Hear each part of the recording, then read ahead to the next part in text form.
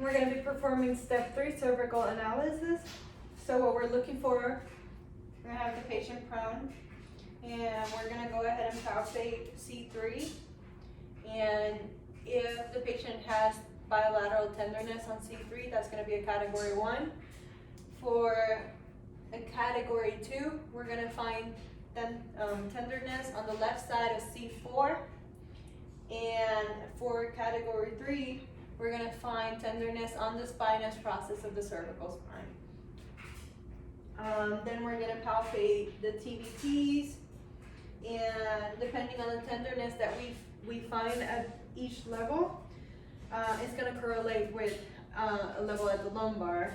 Like example, if we find tenderness at C1, we're going to find it's going to be correlated to L5, C2, L4, C3, L3, C4, L2, C5, L1. So if we find tenderness on the spinous process of the cervical spine, it's going to correlate to the mammillary process of the lumbar spine. And if we find tenderness in the lamina of the cervical spine, it's going to correlate to the spinous process of the lumbar spine at the level of the cervical spine.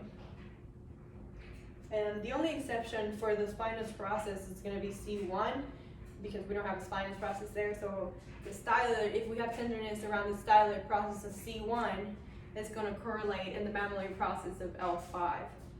Another thing about cervical analysis is if we have tenderness at the level, at the correspondent level in the spinous process, that would indicate a rotation.